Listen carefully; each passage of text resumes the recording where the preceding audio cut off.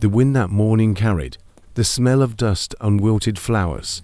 Across the cemetery, the same wind that had brushed against the old man's shoulders every day for the past 20 years. His name was Elias Boone. Now bent, grey, and slow, his steps guided more by habit than strength. He carried with him a single white rose, the last kind his wife, Martha, had planted before the fever took her. The petals trembled in his trembling hands, and his boots dragged slightly, as if even the earth remembered where he was going. The townsfolk had grown used to it. Old Boones headed to the grave again, they'd say softly, watching from their porches.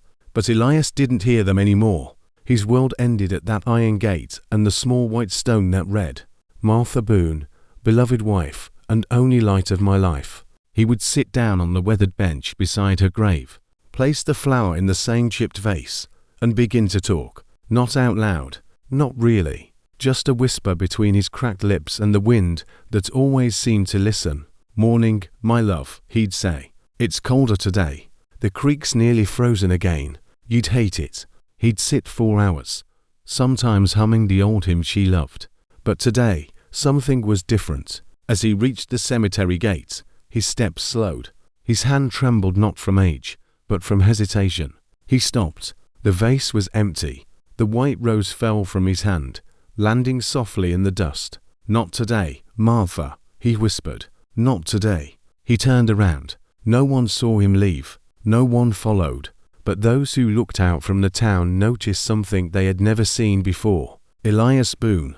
And in his eyes, for the first time, there wasn't grief. There was something else. Something like a decision.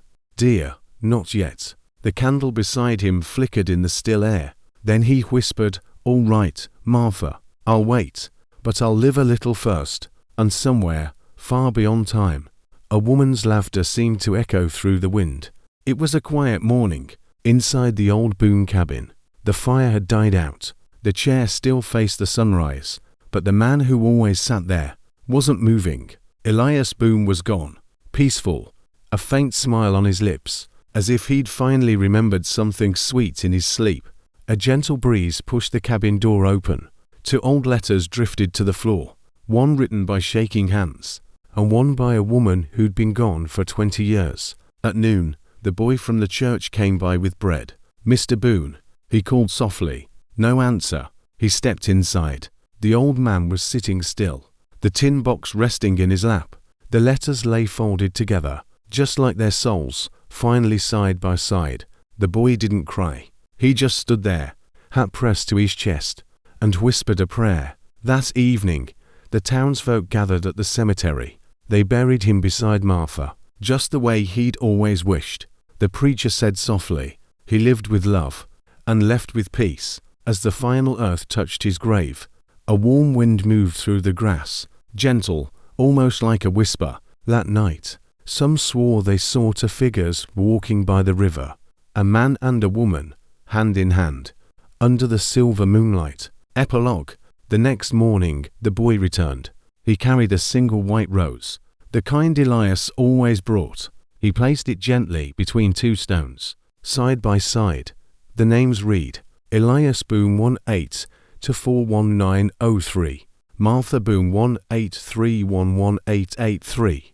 Beneath them, the carving said, "Together by the river." The boy smiled faintly and whispered, "Subscribe for more stories that touch the soul."